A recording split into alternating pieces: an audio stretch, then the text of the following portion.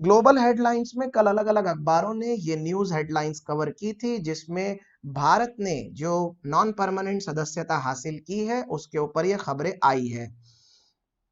Yes, तो exactly क्या हुआ है जरा मैं आपको एक सिंपल भाषा में समझा देता हूं। दरअसल यूनाइटेड नेशन जनरल असेंबली जो कि न्यूयॉर्क में है, उस यूनाइटेड नेशन जनरल असेंबली में टोटल 192 मेंबर्स ने वोटिंग की थी। और ये वोटिंग इस बात की थी कि non permanent members of UNSC के पद पर किस 5 देशों को हम इलेक्ट करेंगे। 5 देशों को चुनना था। इन 5 देशों में से एक देश बना है भारत, और भारत को 192 में से कम, इधर देखिए सेकंड वाले पॉइंट में 128 वोट्स की जरूरत थी, लेकिन ओवरवेलमिंगली हमें 184 वोट्स मिले हैं, जो कि हमारी एक शानदार जीत मानी जा रही है। और 184 वोट्स के साथ भारत 2 साल के लिए नॉन परमानेंट मेंबर बन चुका है यूनाइटेड नेशन सिक्योरिटी काउंसिल का।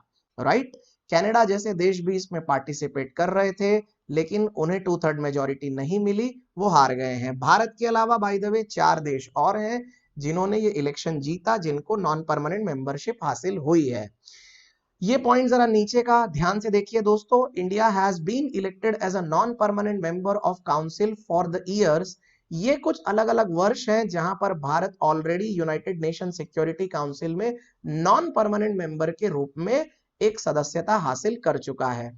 अगर हम प्राइम मिनिस्टीरियलशिप के हिसाब से देखें तो Jawaharlal Nehru, Indira Gandhi, then Rajiv Gandhi, then PV Narasimha Rao, Manmohan Singh and finally अब नरेंद्र मोदी के कार्यकाल में ये मेंबरशिप भारत को मिली है।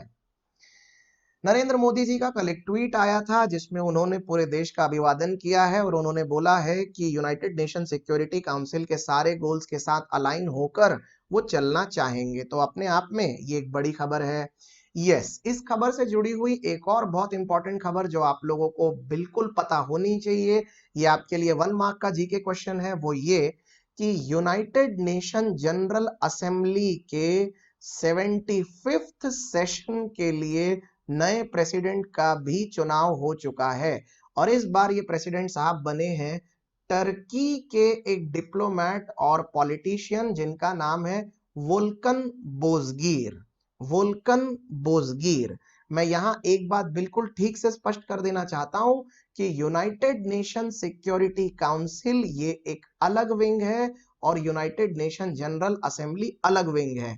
यूनाइटेड नेशन जनरल असेंबली के members United Nation Security council के मेंबर्स को चुनते हैं, इसीलिए ये दोनों बातें आपको ठीक से पता होनी चाहिए। इसके अलावा मिस्टर बोजकीर जो हैं वो इस साल अक्टूबर से अपना कार्यकाल संभालेंगे और ये किसको रिप्लेस करने वाले हैं? ये रिप्लेस करेंगे नाइजीरिया के तिजानी मोहम्मद बंदे को, जो कि 74th सेशन के प्रेसिडेंट रह चुके थे। तो आपको अगर एग्जाम में क्वेश्चन आता है तो ये 2 नाम जरूर याद रखना, ये है सक्सेसर और तिजानी मोहम्मद बंदे ये है predecessor. I hope this is clear. आगे बढ़ते हैं। अभी तक जैसा कि मैंने आपको बताया कि भारत 7 बार सदस्य रह चुका है और इस बार 8वीं बार सदस्य बनने जा रहा है। तो भारत के परसेंटेज ऑफ वोटिंग कितने शानदार रहे जरा आप देखिए। जवाहरलाल नेहरू के जमाने में जब 58 देशों में वोटिंग हुई थी तब भारत को 56 वोट्स मिले थे, यानी ऑलमोस्ट 97% का वोटिंग परसेंटेज था। सो ऑन अगर हम देखें तो total number of member countries भी इतने 50-70 सालों में काफी बढ़ गई है। फिलहाल ये 192 पर है और इसमें से भारत को बुधवार को जो वोटिंग सिस्टम में वोट्स मिले वो है 184 और हमारा विनिंग परसेंटेज लगभग 96% के आसपास आया है। ये चार्ट से क्या साबित होता है? इससे सबसे पहले ये साबित होता है कि इंटरनेशनल मंच पर भारत की डिप्लोमेसी और भारत की डेमोक्रेसी दुनिया में वर्ल्ड वाइड एक्सेप्टेड है और हमारी छवि दिन ब दिन काफी इंप्रूव होती जा रही है इन मामलों में। आगे बढ़ते हैं दोस्तों। इससे पहले कि यूनाइटेड नेशन सिक्योरिटी काउंसिल की सारी चीजों को हम ढंग से समझने की कोशिश करें, आपके लिए यह जानना बहुत जरूरी है कि यूनाइटेड नेशंस दरअसल क्या है। तो ऐसे जितने भी दोस्त हैं जिनको ये नहीं पता है वो इस बात को अब ठीक से समझ लें। देखिए, ऐसा है कि सेकेंड वर्ल्ड वॉर खत्म हुआ था 1945 में। इसके बाद दुनिया में कभी कोई इतना बड़ा डेंजरस वॉर ना हो, इसके लिए यूनाइटेड नेशंस की स्थापना की गई। इस यूनाइटेड नेशंस को इफेक्टिवली चलाने के लिए इसके 6 प्रिंसिपल ऑर्गन्स बनाए गए, और ये 6 प्रिंसिपल ऑर्गन्स हैं United Nation General Assembly, United Nation के secretariat, International Court of Justice, United Nation Security Council, United Nation इकोसॉक और यूनाइटेड नेशन ट्रस्टीशिप काउंसिल। ये हैं वो 6 ऑर्गन जिसपे यूनाइटेड नेशंस चलता है। हम बात कर रहे हैं फिलहाल यूनाइटेड नेशन सिक्योरिटी काउंसिल नाम के एक ऑर्गन की। तो आई होप आपको ये बात अब ठीक से समझ में आई। आगे बढ़ते हैं। यूनाइटेड नेशन सिक्योरिटी काउंसिल दरअसल क्या है, अब आपको एक सिंपल भाषा में मैं समझा देता हूं, तो प्लीज एक एक शब्द को ध्यान से समझने की कोशिश करिए। जब दुनिया में द्वितीय विश्व युद्ध खत्म हुआ और दुनिया में आगे कभी इतना बड़ा युद्ध ना हो, जब ये बातें सामने आई, तो कुछ देश ऐसे थे जिन्होंने ये कहा कि यूनाइटेड नेशन सिक्योरिटी काउंसिल नाम का एक ऑर्गन बनाना चाहिए और जिसको जवाबदारी ये देनी चाहिए कि दुनिया में शांति बनाए रखे, दुनिया में सुरक्षा कायम रखे, और किसी भी तरीके से यूनाइटेड नेशंस में ज्वाइन होने वाले सदस्यों के लिए नए नियम कानून भी यूएनएससी द्वारा ही बनाए जाएं। और इसीलिए ये पर्पस के नाम पर यूनाइटेड नेशन सिक्योरिटी काउंसिल का गठन हुआ। तो जैसा कि आप डेफिनेशन में देख सकते हैं, it is charged with ensuring international peace, security, recommending the admission of United Nations member to General Assembly and approving any changes in the United Nation Charter। Charter का मतलब होता है कानून, राइट। तो आई होप आपको समझ में आ गया। दुनिया में किसी भी देश के बीच में झगड़े ना हो, इस चीज की एक अश्योरिटी लेने के लिए यूनाइटेड नेशन सिक्योरिटी काउंसिल बनाया गया है, राइट। यूएनएससी से संबंधित कुछ बहुत ही इंपॉर्टेंट चीजें हैं जो आपको फिंगर टिप पे पता होनी चाहिए। यूएनएससी का फॉर्मेशन कब हुआ था? इसका फॉर्मेशन हुआ था 24 अक्टूबर 1945 को। फिलहाल ये कहां लोकेटेड है? It is located in New York, that is in America. United Nation Security Council में कितने मेंबर्स हैं? इसमें 5 परमानेंट मेंबर हैं और 10 नॉन परमानेंट मेंबर हैं। भारत इसी नॉन परमानेंट मेंबर का अभी अभी मेंबर बना है फिर से एक बार फॉर 2 years। हाँ दोस्तों, ये एक चार्ट बहुत काम का है, इससे आपको काफी चीजें क्लियर हो जाएंगी। इसको ठीक से समझने की कोशिश करिए। Member countries of United Nation Security council, जैसा कि मैंने आपको बताया कि 5 परमानेंट मेंबर है, तो ये रहे वो 5 permanent member, USA, UK, Russia, China और फ्रांस।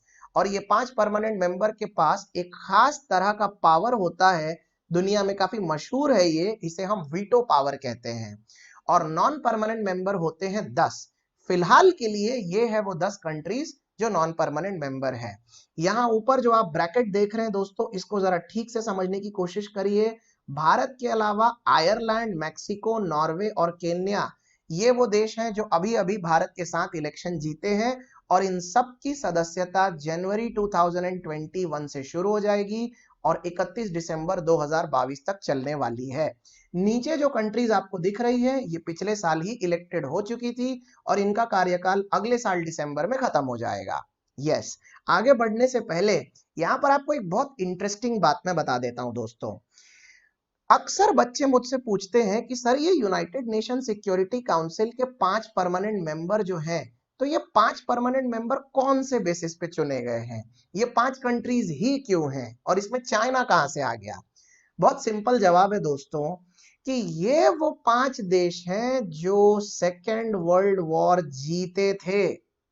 सेकेंड वर्ल्ड वॉर जब चालू था तो दुनिया में 2 ग्रुप्स बन गए थे, जिसमें से एक ग्रुप था अलाइड फोर्सेस का ग्रुप, और उस ग्रुप के यही 5 मेंबर्स थे जो सेकेंड वर्ल्ड वॉर जीत गए थे, जापान जर्मनी को हराकर, राइट। तो जब विश्व युद्ध खत्म हुआ, इन 5 देशों का कहना यह था कि क्योंकि हम विश्व युद्ध जीते, इसीलिए अब दुनिया में सुरक्षा की जवाबदारी भी हमारी होगी, और इसीलिए यही 5 countries United Nation Security council के परमानेंट मेंबर बन के बैठ गए। ये वॉलेंटरीली हो गया, यानी दुनिया में ये अपने आप में खुद ही चौधरी बन गए हैं, राइट। और आने वाले दिन में बहुत से देशों ने फिर आवाज उठाई, काफी देशों ने बोला कि ये परमानेंट मेंबरशिप को थोड़ा बढ़ाया जाए, इसमें और मेंबर्स ऐड किए जाएं, लेकिन पिछले 70-72 सालों में ऐसा नहीं हुआ है। आज भी यही 5 देश कायम है इसमें। तो आई होप आपको ये समझ में आ रहा है। आपको एक खास बात बताऊं, ये पांचों के पांचों देश न्यूक्लियर पावर हैं, और क्योंकि न्यूक्लियर पावर एक बहुत ही डेंजरस चीज है, इसीलिए ये बिल्कुल नहीं चाहते कि कोई भी देश न्यूक्लियर पावर बने सिवाय इनके। और क्योंकि ये पांचों देशों के पास न्यूक्लियर हथियार है, इनको उससे रिलेटेड किसी भी प्रकार का एक्सपेरिमेंट या किसी भी प्रकार का टेस्टिंग करना बिल्कुल इजीली अलाउड होता है। अब आपको समझ में आया कि जब नॉर्थ कोरिया मिसाइल टेस्टिंग करता है तो अमेरिका को प्रॉब्लम क्यों है, क्योंकि नॉर्थ कोरिया कोई परमानेंट मेंबर नहीं है। इनफैक्ट यहाँ एक और बात भी जानने वाली है कि भारत के पास भी न्यूक्लियर हथियार है और भारत भी परमानेंट मेंबर बन सकता है। इनफैक्ट भारत पिछले कई साल से कोशिश कर रहा है कि उसके लिए परमानेंट मेंबरशिप का दरवाजा ओपन हो सके। तो आई होप आपको ये चीजें क्लियर हुई। अब एक और बात पे आते हैं कि ये वीटो पावर क्या होता है। आगे आने वाली स्लाइड्स में मैं आपको एकदम क्लियरली ये समझाऊंगा, बने रहिए। आगे देखते हैं दोस्तों। Yes, how the non permanent members are elected. आखिर ये नॉन परमानेंट मेंबर्स को किस बेसिस पे इलेक्ट किया जाता है। हर साल 5 नॉन परमानेंट मेंबर्स को यूनाइटेड नेशन जनरल असेंबली द्वारा नियुक्त किया जाता है, और ये जो मेंबर्स हैं ये कहां से लाए जाते हैं, ये आपको यहां नीचे के पॉइंट्स में साफ पता चलेगा। ये देखिए, ये है ये अलग अलग पॉइंट्स जो मैं आपको दिखाना चाहता था। सामने देखिए, 5 from Africa and Asia, 5 countries ऐसी हैं जो एशिया और अफ्रीका से इलेक्ट की जाती है। 1 country from eastern Europe, 2 countries from Latin America and Caribbean and 2 countries from western Europe, right. तो कुल मिला के इस तरह से ये 10 सदस्य चुने जाते हैं। अब भारत कहां आता है, भारत इज इन एशिया, तो स्वाभाविक है ये जो 5 कंट्रीज में एशिया के लिए सीट खाली थी उसमें भारत का चयन हुआ है, राइट। एक बार आपको फिर से बता दूं, 10 में से हर साल 5 मेंबर्स को इलेक्ट करना पड़ता है, और इलेक्ट कौन करता है, United Nation General Assembly elect करती है, राइट। आगे बढ़ते हैं दोस्तों। Yes, now I shall tell you कि ये वीटो पावर क्या होता है। अब एकदम सिंपल लेमैन लैंग्वेज में समझ लीजिए वीटो पावर यानी क्या। मान लेते हैं कि कोई एक कंट्री है जिसका नाम है ताइवान, और ताइवान को यूनाइटेड नेशंस का मेंबर बनना है। यूनाइटेड नेशन का मेंबर बनने के लिए 192 कंट्रीज की आपस में वोटिंग हुई, और ये डिसाइड हुआ कि ताइवान को ग्रुप में लिया जाए या ना लिया जाए। अब वीटो पावर वाले 5 देश हैं, जिसमें से यूएसए एक है, यूके एक है, फ्रांस है, रशिया है और चाइना है। सर्वसम्मति से 4 वीटो पावर वाली कंट्रीज ने ओके बोल दिया कि यस, ताइवान को यूनाइटेड नेशन का मेंबर बनाया जाए। लेकिन चाइना, जो कि एक वीटो पावर वाला देश है, उसने कहा नो, मैं ताइवान को रिकॉग्निशन नहीं देता, ताइवान को यूनाइटेड नेशन में कोई जगह नहीं मिलनी चाहिए। तो अगर एक कंट्री ने भी मना कर दिया तो ताइवान की एंट्री कैंसल हो जाएगी, उसको यूनाइटेड नेशन में जगह नहीं मिलेगी। ये है वीटो पावर का असली मतलब। यहां पर मैंने उदाहरण केवल ताइवान का दिया है, लेकिन ऐसे न जाने कितने ही प्रस्ताव, पैलेस्टाइन वाले मामले में इजराइल का लिया हुआ डिसीजन, या फिर जम्मू कश्मीर वाला ही इशू अगर हम ले ले, हर बार ये वीटो पावर एक बहुत ही पावरफुल पावर के रूप में सामने आता है। भारत वीटो पावर वाले कंट्रीज में अमेरिका, यूके, फ्रांस और रशिया के बेहद करीब माना जाता है, लेकिन हमारे लिए यह दुर्भाग्य की बात है कि चाइना एक वीटो पावर वाला देश है जो भारत के किसी भी डिसीजन में यूनाइटेड नेशंस में हमारा साथ नहीं देता, यह हमारे खिलाफ ही रहता है, फिर चाहे वो कश्मीर का मसला हो चाहे लद्दाख का। तो एक सिंपल लाइन में अगर आपको अभी समझ में आया तो veto power is a power to reject, जो मैंने यहां पर अंडरलाइन किया है। I hope things are absolutely clear to you. Okay, आगे बढ़ते हैं। Now this is something a very important slide for all of you. Can India become permanent member of UNSC? क्या भारत UNSC का परमानेंट मेंबर बन सकता है? यदि आप मुझसे पूछें तो जवाब है हाँ, लेकिन इसके लिए भारत को अभी बहुत पापड़ बेलने पड़ेंगे, क्योंकि कुछ चीजें ऐसी है जो भारत के बहुत फेवर में है, लेकिन कुछ चीजें ऐसी है जो भारत के एकदम अगेंस्ट जा रही है। क्या क्या है जरा एक एक करके देख लेते हैं। लार्जेस्ट डेमोक्रेसी, दुनिया की एक बहुत बड़ी डेमोक्रेसी है भारत। ये एक बहुत बड़ी वजह है कि भारत को परमानेंट मेंबरशिप मिलनी चाहिए। दूसरा, बहुत जल्द भारत दुनिया का सबसे बड़ा देश बनने वाला है। किस मामले में? पॉपुलेशन के मामले में। तीसरा, भारत दुनिया की 5वीं सबसे बड़ी अर्थव्यवस्था है और दुनिया के फास्टेस्ट ग्रोइंग इकोनॉमीज में से एक है। चौथा, मई 1998 में अटल बिहारी वाजपेयी के जमाने में ही भारत ने परमाणु परीक्षण कर लिया था और भारत ऑलरेडी एक न्यूक्लियर वेपन कंट्री है और इसीलिए भारत को परमानेंट मेंबरशिप की सदस्यता मिलनी चाहिए। ये काफी बड़ा और वैलिड पॉइंट है। इसके अलावा भारत ऑलरेडी कुछ एक्सपोर्ट रेजिम का मेंबर है, जैसे कि MTCR, वासेनार अरेंजमेंट, जो अपने आप में विश्व मंच पर बहुत महत्व रखते हैं। MTCR is related to missiles. Okay, एक और चीज जिसका हमें बहुत फायदा हुआ वो ये कि जवाहरलाल नेहरू ने अपने जमाने में NAM यानी नॉन अलाइंड मूवमेंट बनाया था और उस नॉन अलाइंड मूवमेंट में आज 100 से भी ज्यादा कंट्रीज हो चुकी हैं, जिनमें से बहुत सी कंट्रीज के लिए भारत एक अनडिस्प्यूटेड लीडर है और उन सारी कंट्रीज का एक तरफा सपोर्ट भारत को है। ये एक बहुत बड़ा प्लस पॉइंट है कि भारत की सदस्यता UNSC में परमानेंट मेंबरशिप के रूप में कायम होनी चाहिए, ऐसी बातें चल रही है। लेकिन कुछ पॉइंट्स ऐसे हैं जो हमारे एकदम खिलाफ काम कर रहे हैं। जैसे सबसे पहला, 1000 बार बताने के बावजूद भी भारत ने NPT पे साइन नहीं किया है, नॉन प्रोलिफरेशन ट्रीटी। ये हमारे सुरक्षा से जुड़ा हुआ एक मसला है जो कि बहुत पहले से चला आ रहा है। ऑलमोस्ट 10 या 12 साल पहले से ये मामला हाईलाइट हो चुका है और भारत ने आज भी इसके ऊपर साइन नहीं किया है। दूसरी बात, चाइना जैसा वीटो पावर हमेशा भारत के सामने एक दीवार बनकर खड़ा रहता है और हमारे पूरे एफर्ट्स को बर्बाद करता रहता है। इसके वजह से काफी देरी होती है। तीसरा, परमानेंट मेंबर बनने के लिए भारत को अपने अंदरूनी हालात भी सुधारने होंगे। जैसे भारत को ह्यूमन डेवलपमेंट इंडेक्स, मानव विकास सूचकांक में कुछ अच्छा करना होगा। भारत को पर कैपिटा इनकम, प्रति व्यक्ति आय बढ़ानी होगी और भारत को टेक्नोलॉजी और इनोवेशंस के मामले में खुलकर सामने आना होगा और एक सक्षम देश बनना होगा। लेकिन अनफॉर्चुनेटली इस मामले में भारत काफी पीछे है फिलहाल। देन एक और बहुत इंपॉर्टेंट पॉइंट जो आप यहाँ देख सकते हैं वो ये कि भारत की रेस लगी हुई है दुनिया के कुछ बहुत बड़े पावरफुल कंट्रीज से, जैसे कि ब्राजील, जापान एंड जर्मनी। ये सारे ही देश UNSC में परमानेंट मेंबर बनने का ख्वाब देखते हैं। भारत को अगर परमानेंट मेंबर बनना है तो इन सारे मेंबर्स को सुपरसीड करके आगे जाना होगा।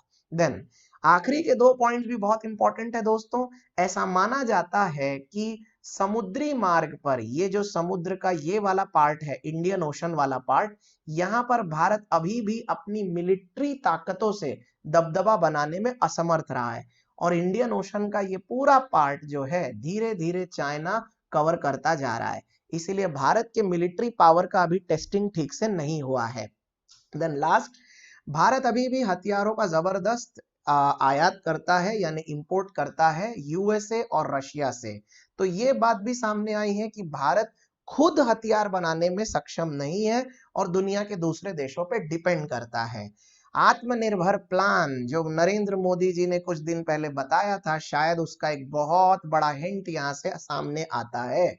आने वाले दिन में ये बात तो तय है कि कोरोना कोई भी करवट ले, भारत को अपने आप को आत्मनिर्भर बनाना ही होगा अगर उसको इस तरह के तमाम चीजों से छुटकारा चाहिए है तो, और वर्ल्ड लीडर बनना है तो।